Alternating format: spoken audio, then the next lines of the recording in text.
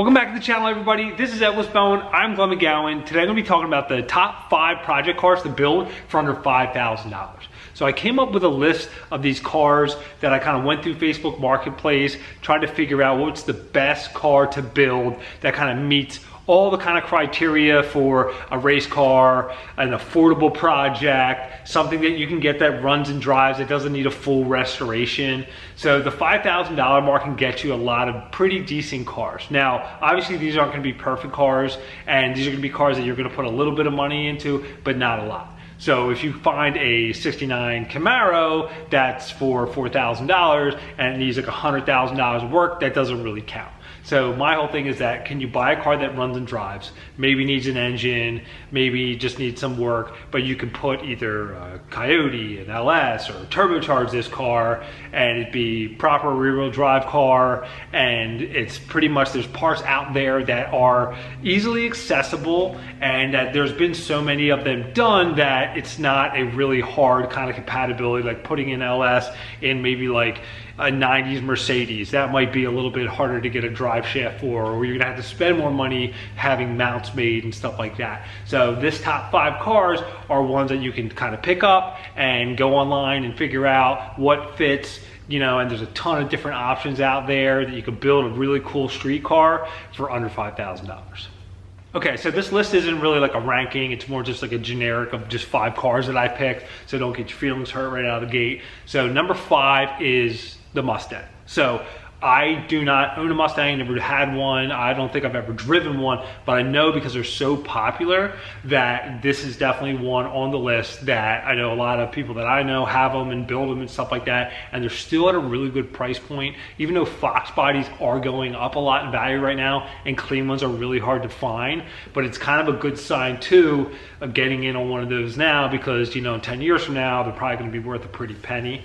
But 90s and early 2000s Mustangs, there's a ton of them out there, and they're rear-wheel drive. There's a ton of parts and aftermarket support for those, and there's also a ton of LS swap kits for those as well, you know, along with Coyote swaps and all that most popular stuff that's out there today. But 80s, 90s, 2000s, if you can get a decent one, even if it's just a rolling shell, they're probably a really good starting point to build any kind of race car that you want, or just a really cool street car. Okay, number 4. So I am going to add a little bit of a Japanese infusion here. So my pick is the Nissan 300ZX and the Nissan 350Z. So those cars are also rear-wheel drive, and there's a bunch of them out there. I was just kind of going over Marketplace the other day, and I see a bunch of 350Zs out there, and they're really big in the drift community and just the general like hot rodding community with those cars, and people are doing pretty much everything to those, even with the engine that's in it, or LS swapping it, or doing whatever you wanted to do. But there's a ton of aftermarket support for those chassis. The 300ZX, nice ones, they have went up a lot in value, but there's a lot of them out there that are kind of just beat up a little bit, or just decent higher mileage daily drivers out there that are pretty decent too. I actually had a 1990 300ZX years ago, and it was the first like Japanese car that I had. I always normally have like Corvettes and American or German cars, and I was actually really impressed with the car itself.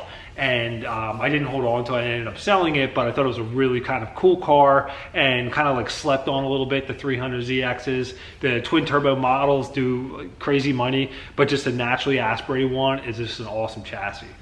So number 3 is this, 3rd and 4th gen Camaro. So if you have a mullet and you listen to Megadeth, the chances are you drive a 3rd gen Camaro, and no way is that a bad thing, because nothing's more American than driving a Camaro. So 3rd gens are really hot right now. They're going up in value like clean ones. So that's a good car to kind of jump on now, because people are doing a lot of cool stuff to those cars. I've been seeing recently more like resto modding them at this point, and it's still a good chassis that you can do pretty much anything to.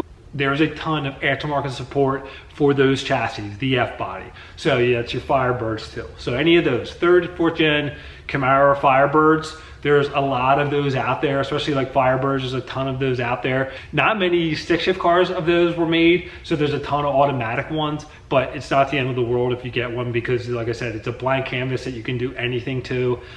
There's a ton of like chassis stiffening and all sorts of suspension upgrades and stuff like that you can get and bolt up to those cars. So they really are kind of popular to do anything you want to. And the 4th gens too, same thing. A lot of them had LT1s in them. There are a bunch of 6 speeds of those cars out there, which is really cool. So those cars are also, you know, readily available. There's a lot of 6-cylinder ones out there too that you could probably get for cheap, but just check them, make sure they're not too rusted. Other than that, it's another one that you could pick up, especially those 3rd-gen Camaros are really hot right now, because like 10 years from now, it's probably gonna be a car that was worth getting.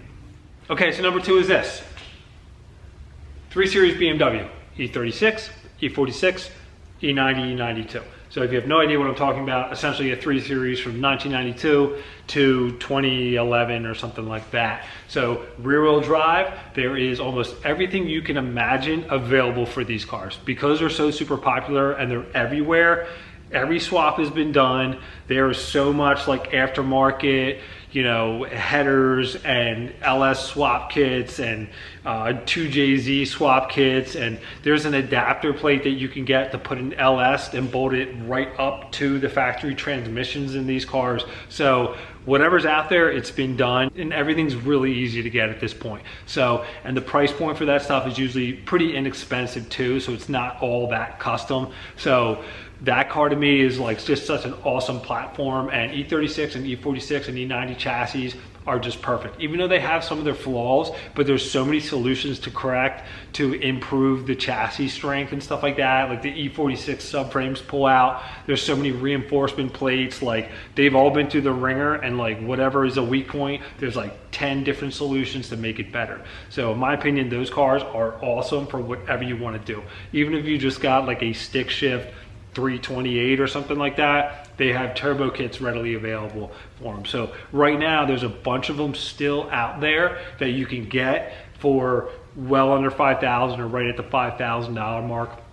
E36 and E46s are kind of at that funny spot with BMW where their values of them are going up. So really nice clean ones are, you know, a lot of money, and then there's some like high mileage ones or, you know, rust holes in the floor and stuff like that are a lot cheaper, obviously, but there's a nice balance out there that you can pick one of those things up and kind of do whatever you want to it. So that's my number 2. Okay, so my number 1 is this, C4 and the late C3 Corvettes, like 75 to like 82. So obviously 2 of the cars on my list are cars that I have, but that's for a reason, because I think that they're really good cars. So the 69, and that's a 73, they're metal bumper vets, so they're not really, that's one of those things where you get for $5,000, it's going to need a lot of money to actually make it worth anything. But there is a lot of 75 to 82 C3 Corvettes out there.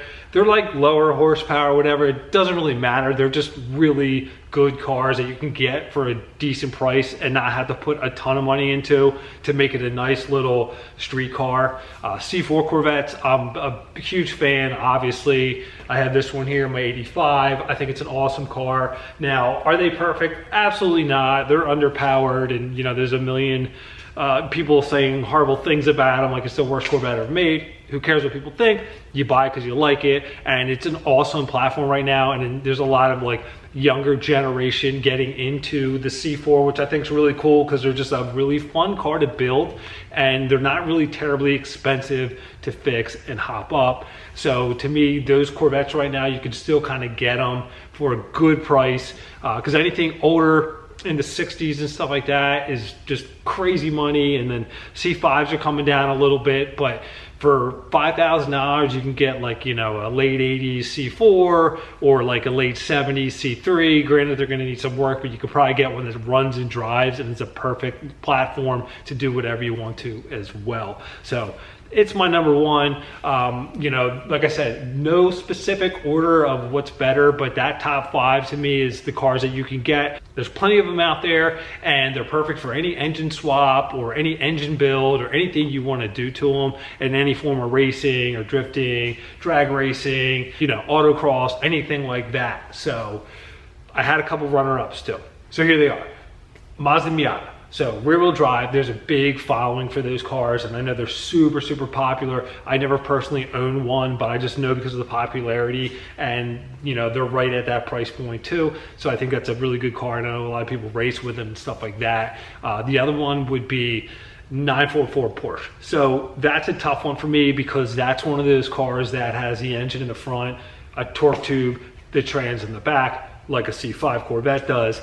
But it's also a car that's really cool, and right now they're still out there for right at the $5,000 range, but it didn't really check all the boxes as far as, you know, being able to swap a ton of stuff over. Like you can do an LS swap for that, but I can imagine there's going to be like a lot of extra super expensive stuff to make that function with the way the drivetrain is.